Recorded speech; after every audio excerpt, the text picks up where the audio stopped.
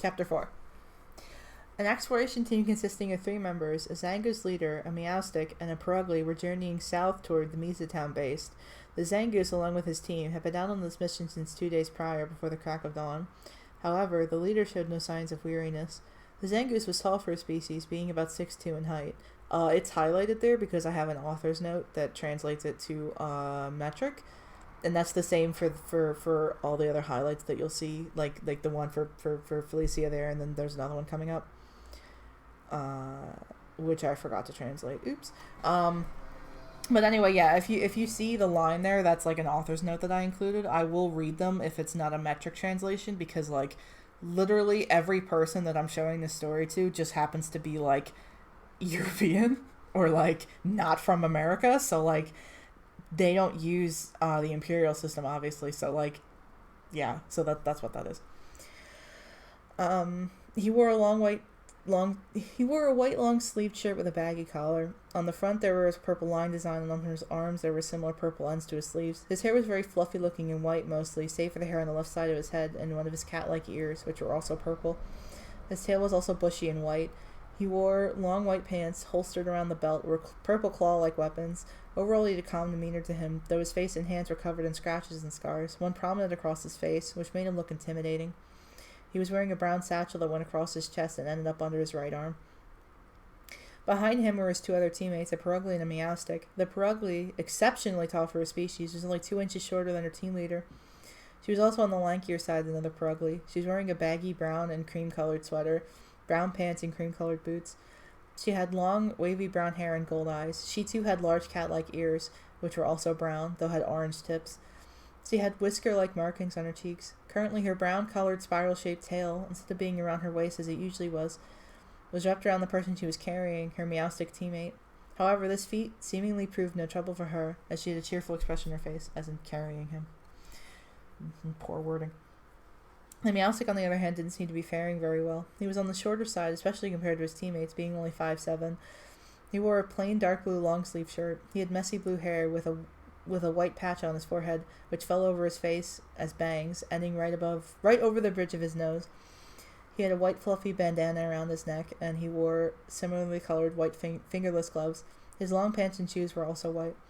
Currently, his green eyes were shut, and he was half asleep while being carried. "How are you doing, Arioris?" the Zangoose asked, turning around slightly. "Eh?" Arioris lifted his head off the Perugly's shoulder. "What? I'm fine." "Oh, Ari," the Perugly said softly, frowning. "Your headache isn't getting any better?" It's not worse than This is not any worse than I've ever had it," Arioris replied, resting his head back on her shoulder but keeping his eyes open. "I think I'll be better by the time we get to the base." The Zangoose nodded and looked ahead again. "It'll be brief, but we should just report to Zalmai briefly about what happened." "Which was a whole lot of nothing," Arioris quipped. "But hey, at least you didn't get possessed or anything, Nihia." The author's note there is just right off the bat how you pronounce that name, because, like, it's one of those names. You know. Same thing with Felicia there, because her name isn't Felicia, it's Felicia. So, like, I just wanted to make that clear to people reading it, like, with the author's notes. The Perugly laughed, while Nihia smiled slightly. "You wouldn't get possessed, silly," the Perugly said. "That only happens in stories and stuff." "You never know, Sia," Ariora said playfully. "Really?" she replied sheepishly. Nihia sighed and smiled a little more. "He's messing with you, Felicia. The point is that no news is good news, yes? We went to investigate, found nothing wrong, and now we're going back to get some rest." "Exactly," Felicia said. "You should just catch up on some Z's, Ari." Arioris grumbled. "You catch up on some Z's." Not too long after, he did indeed fell asleep. Oh, no. I was correct. He indeed fell asleep. Nihia and Felicia spent most of the remainder of their trek in silence. The two would whisper one thing or another quickly, but nothing too intricate. The duo eventually reached the entrance to the base. Nihia opened the door first and entered, with Felicia close behind. As they both approached Zalmai's desk, Felicia softly rocked Arioris from side to side to wake him up. "Ari, wakey wakey." He woke gently, smiling. "Hey, Sia, are we there yet?" "Oh, we there yet?" "Yep. Are you okay to be put down?" "Yeah, sure thing." Felicia nodded and carefully put Arioris on the ground. Once she was done, she put her tail back around her torso. "There! Feeling better?" Yeah, actually. Arios rubbed his eyes and stretched. Really? That's super great, Felicia said. Good morning, by the way, Nahia. He doesn't really call him by his full name that often. Good morning. I'm glad to hear you're doing a lot better, Nahia replied before turning his attention back ahead of him, looking up to a wall of mail slots.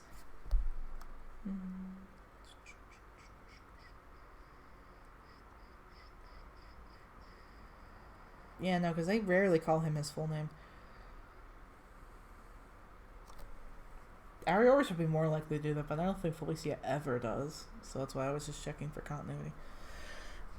Zalmai was, like before, up in the air trying to sort mail as Tima Coconut entered the building, so she didn't notice them. Not wanting to startle her, oh my god. Why can't I read? Not wanting to startle her, Nahia softly called out to her with, Zalmai, do you have a moment? Upon hearing his voice, Zalmai looked down at the team and smiled. Quickly flying down to them and putting down the mail she was sorting, she happily said, Welcome back, Tima Coconut. Thank you. Nahia smiled politely. We're here to report back from the mission, Felicia said. Nahia nodded in agreement. Thankfully, it seemed as though nothing was amiss in the ruins. Wonderful! Please be sure to drop off your report to me when it's done. He nodded again. I'll be sure to include every detail. Zalmai smiled a little, curling some stray hairs not in her ponytail behind her ear nervously. I know, you always send in such comprehensive reports. Nahia returned the smile. I try, he said. Despite all her attention being mostly put on Nahia, Zalmai noticed Arioris still in the process of waking up from his nap. Arioris, are you feeling alright? She asked. The usual, he replied casually. So if you and Nahia are done flirting with each other... Nahia was mostly confused, while Zalmai was mortified. Her face turned bright red, and she flicked her wings in agitation. No, she cried, but quickly corrected herself. No, I mean, I have something else for you all. Oh, you do? Felicia. Yeah, Felicia asked eagerly, the comment from before also completely going over her head. What is it? I have a team in the back who just signed up today. I was hoping you all wouldn't mind exploring with them on their first day, Zalmai explained. Nahia shook his head. It would be an honor. Gasping, Felicia replied, Oh my gosh, a new team! They must be so cute! Ugh, Arioris yawned. So you making us babysit because I poked fun? No, I had planned this since earlier this afternoon. Team Reckless Strategy, the slash is just there, like, for stylization, you don't actually pronounce it. And Team Elemental are on missions, and Team Abnormal is in Wintry Village at the moment, and that leaves, well, when you put it like that, I guess we'd better do it. Ariora said, You're just lucky I had a really good nap. Zalmai sighed, but then said in a neutral tone, Exactly, so don't think I'm thrusting work onto you because I want to. Ariora grinned. I know, it's just a joke. Let's go see what we're up against here. They're waiting in your meeting room, Zalmai said. Nahia nodded. Thank you, Zalmai. On the scale from 1 to clueless, how would you rate them? Arioris asked. Zalmai flicked her wings and glared. I'm not answering that. I'm sure you'll all teach them well. Her expression softened when she looked at Nahia. Good luck, you three. She then went back to her work. As Tima Coconut entered the room, Sandra and Lampiri sat straight up in their chairs. Laura stayed slouched, however. Nahia was the first to speak, saying, Hello, I hope we weren't keeping you too long. Keeping you waiting. Yeah, no. I think what he said is correct, but I'm just gonna fix that. I'm keeping you waiting too long. Sandra opened his mouth to say something, but it was immediately cut off by Lampiri and Laura blurting the first thought that came to their minds the second that they had it. It's okay, Lampiri said. You kinda did, Laura said. Sandra covered his face, but only for a second. Nahia smiled politely, while Arioris couldn't help but chuckle. You all seem excited, Felicia said. Definitely, Lampiri replied. Laura rolled her eyes a little. First of all, Nahia began, we would like to begin by welcoming you to the main exploration base of Misa, which is one of the largest and well-known bases in the area. He spoke calmly, which made Sandra feel self-conscious. Did he notice I look like a mess? He probably did, Sandra thought, fidgeting in his chair. Second, based on the rules of the base, we have been assigned to watch over you for your first day as a team. As for introductions, my name is Nahia. He turned to the board, grabbing a marker and writing down his name. Don't worry about the spelling too much. I acknowledge the pronunciation and spelling are contradictory. Looking back to the trio again, he continued, Though I suppose a way to remember it is that the C is silent and the Y has more of an EH sound. Before moving on from the sentiment, he further explained, If you're wondering why I'm going into such detail about my name, it's due to the fact that after you complete missions, more often than not you'll have to give a report, either orally or a literal written one. So for whoever the team leader is out of you three, it'll be easier for you. I have to give reports too? And I hardly have any idea what anything is? Maybe I can get Lampire to help, Sandra thought, before taking a breath and trying not to make his anxieties any more obvious. As for more run-of-the-mill introductions, my name is Nikia. I'm the leader of Team Kokonon. Rather than going on and on about myself, I'll let my other two team members introduce themselves first, he said. Oh, I see. Okay. Forget about it. He said a certain humbleness to his voice that seemed contracted with his rough outer shell. And this made Sandra feel a little bit more comfortable. Arioris grinned. So may I go first, good sir? He asked playfully. Smiling, Nikia replied, Of course you may. Gotcha. Turning toward the three, he began, Well then, my name's Arioris, though if that's too complicated for you, then just Ari is fine. There's really no need to be formal with me. He turned around and jotted his name on the board, to the right of Nihia's. Just so we're not stuck here for 5 years listening to me ramble. As a kid, I wanted to join an exploration team, because my life was pretty damn boring. My parents didn't think it was too good of an idea, though. But hey, me being me, I decided to disregard their advice and join Nihi here. Gotta say, my parents were both right and wrong. It's a lot of trouble, but at the same time, I don't really know where I'd be in my life if I wasn't here, so go figure. Nihia looked down a little bit, though he quickly picked his head up again. The only person who readily noticed was Laura, as Sandra was still trying to calm himself, and Lampire was barely able to keep herself still due to her excitement. So yeah, pretty much been here since day one. Speaking of which, they glanced over to Felicia, who was listening intently to him, so much so that she didn't realize it was her turn to speak. Oh, right! She exclaimed quickly, sighing sheepishly and her face turning slightly pink. She turned to the trio of rookies. My name's Felicia. She too turned around a bit as she wrote her name down, then turned forwards again. Like Ari said, about the day one thing, I've also been here for that long. Nice.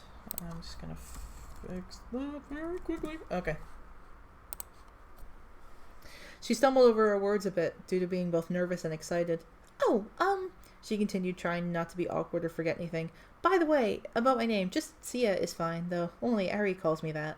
She chuckled nervously. Sighing softly, Arioris thought to himself, not a public speaker, huh? He shot her a small smile, hoping it would calm her down because he couldn't help himself as he watched the display. After locking eyes with him, Felicia realized she must have been making a fool of herself. Taking a deep breath, she regained her composure and began speaking again, this time with a bit more confidence. I wanted to join an exploration team because my mom and dad are a team too. Reckless Strategy? I'm sure if you've ever heard of them. Lampire stuck her hand straight in the air. They're Tamara the Perugly and Radagem the Furret, right? I was just about to say, you look a lot like Tamara. Tamira. I think it's Tamira. Felicia sheepishly smiled. Yep, they're my mom and dad. They're a really big inspiration for me. My dad is so fast, yet accurate with his attacks. My mom was a bit careless, but she's just so strong. I guess that brings me to my dilemma. She cut herself off, feeling silly. Well, that's for later. I don't want to keep you here all day. She giggled sheepishly. Anyway, I remember when I joined Team Kokonon and I met Nihia and Eri. That's not... No, you don't do that. Why do I keep doing that? Also, nice typo. Okay. Man, it's almost like this wasn't proofread, even though I've read through this a million times. I was just so happy, and now I'm really happy to be able to help you all on your first day. There you go, Arioris thought, still smiling at her. Just needed a confidence boost. Nikia nodded, now knowing that the two were now done their intros. Now, who's the team leader out of you three? Well, no actual introduction from you, Scarface? Laura questioned bluntly. Sandra felt all the color leave his face. Did she just... Even Lampire seemed a bit surprised by what Laura said. Felicia's ears lowered a bit. Arioris crossed his arms, his smile falling off his face from before. In a surprisingly calm tone, Nihia replied, My origins aren't too much to brag about, though I suppose if you really want to know, I formed Team Kokonon when I was 18, because I wanted to do something positive with my life. He seemingly ignored a remark, or he wasn't bothered by it in the slightest. That's all there is to say about me. Contented, Laura replied, Oh, alright. By the way, she added, Sandra's the team leader. She pointed towards the tentacle. Arioris scoffed a little. He was starting to get the feeling him and her were going to get along great. Sandra, as the spotlight was passed to him, felt his heart skip a beat now, and everyone in the room was focused on him. As everyone noticed he was becoming a nervous wreck, both Felicia and Arioris felt bad for the poor Cyndaquil, seeing as he was obviously unsure of what he was doing. Lampire shot him a worried glance once she realized Zandra's genuine fear. Laura rolled her eyes after taking a look at her leader, though deep down she felt bad for putting him on the spot like that. Nikia empathized with the boy, taking a moment to try to find the right words to say, as not to make things worse. So your name is Sandra? Nikia asked. Could you tell me your team's name? Yeah, I mean, that's my name. Our team name is Team Searchlights. Do you want to write that down too? The Zangus nodded. But that's not a problem. Alright, Searchlights is all one word, and my name is, Cendre, I think, he said, mumbling that final part. Again, that sounds right. He added in a mumble as well. You think? Arioris joked, thinking Sandra was talking about his nerves causing his forgetfulness and not anything else. Ah! Obviously not intending to be heard, Sandra took that comment by surprise. I mean, well, Sandra has amnesia, Lampiris said nonchalantly. Team Coconut, naturally, had varying degrees of shock. Shock.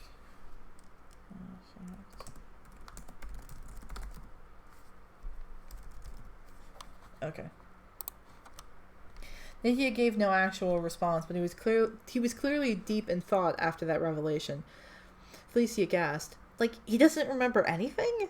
Oh, well, now I feel like a jerk, Ariora said before quickly adding, wait, like, you don't remember anything at all? Then why are you forming an exploration team?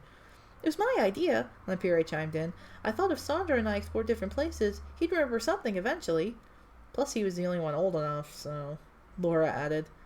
My apologies if this is prying, Nahia began, but how far back can you remember? Yesterday afternoon, Sandra answered. It was the afternoon, right? He continued, turning to Lampire. Yep, I was on my way to Misatown from Cremino Lake. You were? Arioris asked. Cremino Lake isn't particularly close to here. Well, when I woke up yesterday morning, I knew it would be the day that I would make her join an exploration team, Lampire said proudly, puffing out her chest. It's always been my dream, and instead of waiting on it anymore, I decided I was just going to do it. Aw, and I see that worked out, Felicia said. Yep, Sandra and Laura are great teammates. Sandra was flattered, but Laura raised her eyebrow at the compliment. We haven't done anything as a team yet, though, she said. I get the feeling we will be, though, Lampire said with a smile. I'm still not over this amnesia thing. You can only remember up to yesterday afternoon? Arioris asked. Sandra, feeling a bit self-conscious, said, That doesn't mean I'm not willing to be the best team leader I can be. Arioris shrugged. That wasn't quite what he meant, so he let it go. He turned to Nahia. What do you think we should do? I believe we've gotten a little sidetracked, Nahia said. Would you all like to quickly introduce yourselves before we move on? Please, Laura said, trying to sound as annoyed as possible. Like I was saying before, I think, I'm Sandra. I'm not sure where I'm from or anything, but I want to do well, so I'll learn as best I can.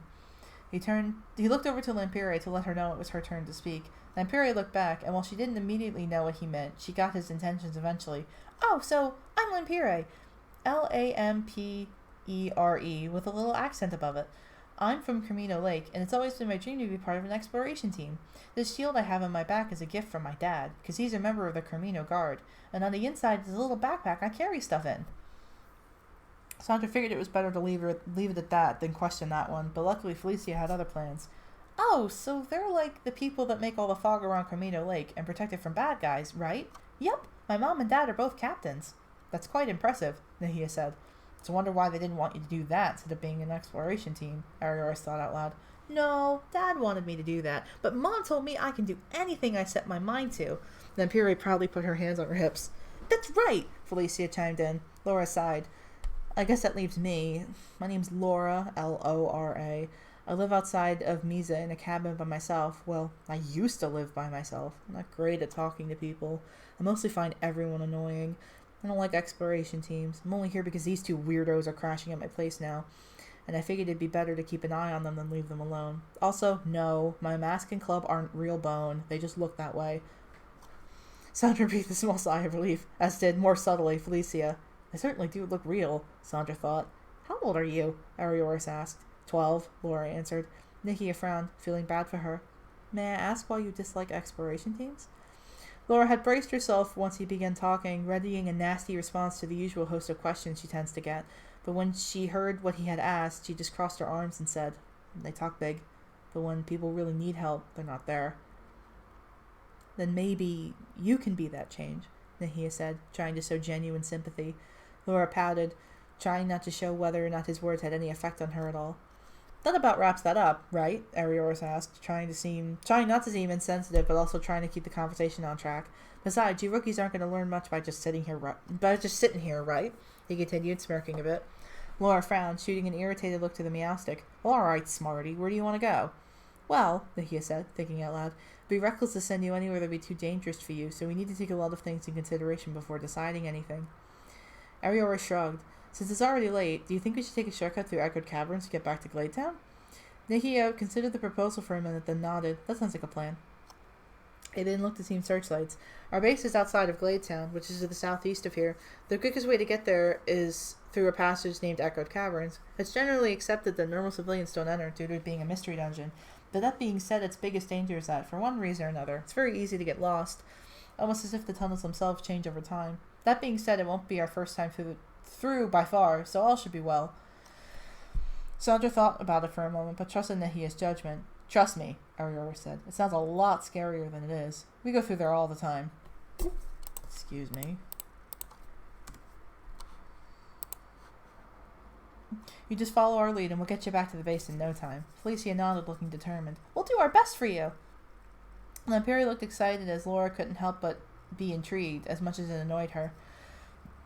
It is up to you, though, Sandra. You have the final say as team leader, Nihia said. Sandra turned to his teammates. I think it should be fine, right? What do you guys think? Laura shrugged. Sure, why not? Lamperi eagerly nodded. Let's do it! Sandra turned back to Nihia. I think that'd be okay. Smiling, he nodded. Very good that you asked for input from your teammates first. Arioris smirked and elbowed Nihia. I think you're already teaching him well. I try, Nihia said humbly. The two teams then gathered their belongings and exited the room, starting their trek to Gladetown. Thanks to Team Searchlight, Sandra, Lamperi, Laura. A Kokonon, Team of Kokonon. It's phonetically similar to a coconut. Nihia Acetyl, the Zangoose. He's male and 21. His ability is Toxic Boost, and he's Adamant Nature and Strong-Willed. Arioris Nyx, the Meowstick. He's male and he's 19. His ability is Prankster, and he's Relaxed Nature and Alert to Sounds. Felicia Keen, the Perugly. She's 18 and female. Her ability is Thick Fat, and she's Naive Nature and likes to run.